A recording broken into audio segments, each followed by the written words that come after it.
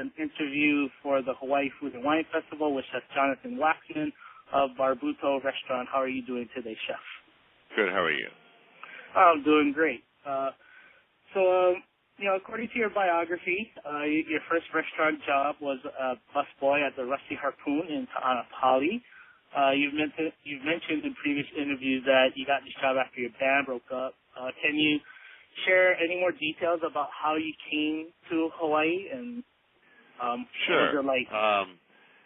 Yeah, I mean, a lot of I grew up in Berkeley, so a lot of my buddies were surfers, and the Holy Grail was go surfing.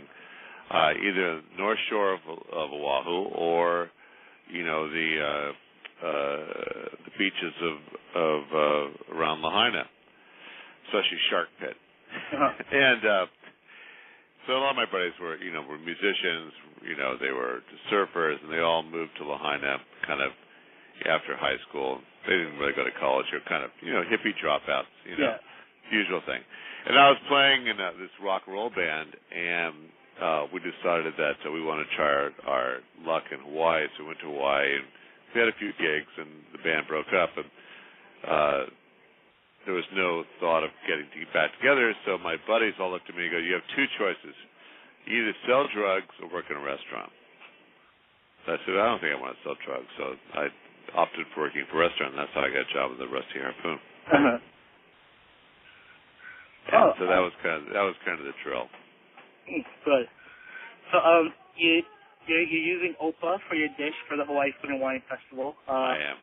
Yeah, I know you mentioned on your questionnaire that your first revelation in fresh OPA occurred when you had seafood at this, little hole-in-the-wall place in Ma'alaea in 1973. Do you remember the name of that little place? I don't remember. I know there's a restaurant there now, but it was like one of those little dumps, where like the boats came in, and it was just a real casual place, and I just I had OPA, and it was, number one, it's the most beautiful fish in the world. If people haven't seen it, in its entirety, they're missing a treat. And you say, look at that, it's like a wonder of nature, number one.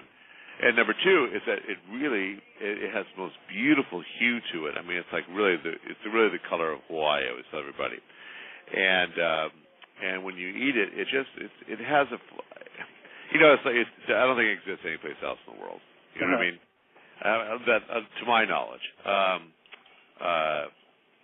think that it's really the most spectacular thing in the world. And I was a little worried when I picked it that it might be endangered somehow. But I looked on the Safe Fisheries report, and OPA seems to be fine. So there you go. Do you recall at all how it was prepared?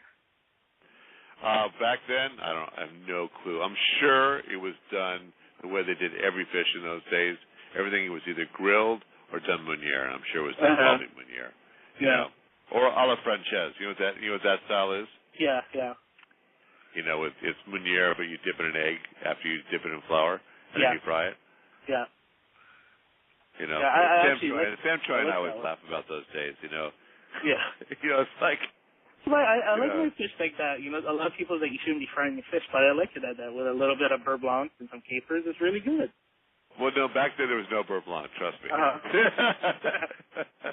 They didn't know what beurre blanc was. No, it was really old school back in those days. And the restaurant in Maui at that time was Chez Paul. I don't know if you knew about that. I recall it. Yeah, Chez Paul was like the restaurant where sort of the haute cuisine was highly touted, and it was just totally old school and wonderful in the most the best sort of way. But there was remember back then, Ed, there was no fishery. I mean, I knew some spear fishermen that used to go out and catch fish. Yeah. And I knew some guys, I had buddies that were deep, were coral divers, and occasionally they would get tunas when they were down there and stuff like that. Those guys are maniacs. I don't know how they did it, down with the bull shark and everything else. But I've known a few of those divers too. Yeah, oh my God, holding their breath guys. and going down 60 feet is no problem for them. No, it's like those guys would go down 200 to 400 feet. I don't know, to get black coral, and then black coral died. Yeah, a friend of mine was one of those deep divers, and I asked him, he's like, how did you learn to hold your breath so long? He's like, oh, because I was a rotten kid. You know, my parents used to tell me that if you don't stop crying, I'm going to give you an excuse to cry. So he would hold his breath so he wouldn't cry. Oh, I was like, hey, well, unbelievable. You know, and back, you know, when I was living in Lahaina, it was, I have to tell you, it was really the most wonderful experience in the world. You know, I remember the first time when I arrived in Maui, in Lahaina, and it was mango season, and all the mangoes were, no one picked the mangoes, they just rotted in the streets. So the smell of burning sugarcane and rotting mangoes was intoxicating. I just love that smell. Okay, so aside from the benefits of using, you know, local fresh ingredients, is there anything from your time in Hawaii that's really reflected in your cooking style? Yeah, I mean, I think, you know, there's a sensibility, Hawaiian sensibility, which I really love. And maybe it's the spiritual part. You know, somebody told me once the whole thing about the taro plant, you know, that it really represents, you know, a human being. You know, that all parts are edible and all parts are spiritual. And, you know, there's a certain sensibility that I don't think people in the mainland understand about Hawaii. That, you know, they kind of think Hawaii is just sort of, you know, tropical paradise, you know, that's just beaches and surfers and stuff. But in reality, you know, the culture of Hawaii is very spiritual and deep, and you know, and I think that to me really, you know, that was really important to me. You know, and like when I go visit these, you know, like these farmers, like you know, I've been going to Monolani for the last couple of years. We go visit these farmers that, you know, that raise crops, you know, in Waimea and stuff, and just go visit these guys, and you feel their love for the land and the, you know, the stuff they grow. It's just it's intoxicating. You know, it really is great. You know, and I did this thing with Tyler Florence and you know, this little school up in Waimea last time, and the kids grow their own vegetables in this garden. Oh yeah. You know, it was just fantastic. You know, see these kids, the delight in their face, and they go out and pick their own stuff, and you know, it's not just herbs and lettuces, but all, you know, all kinds of stuff. And you know, just, you know, they brought me, you know, I asked, just bring me anything you wanted for the garden, and everybody brought me something different. It was really cool. Yeah, I just love that. And that's I don't think people get that about Hawaii, that it's so special. You know, it's just really I'm going to try to go. I'm going to try to do a little tour in November and go up in the mountains in Oahu. Somebody's trying to arrange it for me. I've always wanted to do this, do a little trek, and not really for boar hunting, but just kind of, you know. You mentioned about going pig hunting. Do you do a lot of hunting, or is this just something that you want to try? It's something I did when I was a kid. I don't really have time to hunt anymore. You know, especially what do you hunt in New York? You know. You know. But no, it's, you know, I think it's really interesting. You know, when I lived in Maui, I used to go to Kauai and hike the Pili Trail. Yeah. And that was just out of control. I mean, it's like going back in time.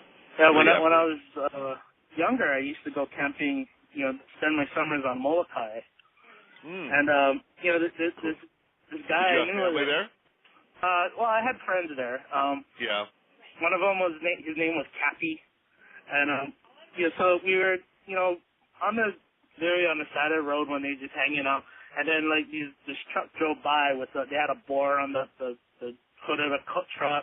And they had all the dogs in the back seat. And I was like, oh, wow, they caught a boar. And, you know, Cappy just kind of looked over at him. He was like, that's not how you catch a boar. I'll show you how to catch a boar. So the next day he wakes me up early. we hike into the forest. And the only thing he had was a loaf of bread and a 5th bottle of rum. So he just pours the rum into the bag, kind of mushes it up, dumps it on the ground, and then we climb up into this tree. And we just sat there for a couple hours, and sure enough, a boar comes wandering by, starts eating the bread, and it gets drunk, and then it just kind of tips over and passes out. So we climb out of the tree, and it's like, that's how you hunt a boar. That's funny. Well, yeah, here's a really crazy thing. My sister-in-law, my brother's wife, grew up in Molokai. Yeah. Her dad was the only doctor on the whole island. Oh. So, and she is the blondest, most blue-eyed person you ever met in your life. Yeah. So she said she was the only blonde-haired kid in Molokai, and she said she was barefoot and walking around in the streets. Said it was the greatest upbringing you could imagine. Well, that was a life back then, just all the kids are like that. It doesn't sound great. It just sounds amazing. One of my biggest pleasures is always going to Hana. I thought Hana is such an amazing place.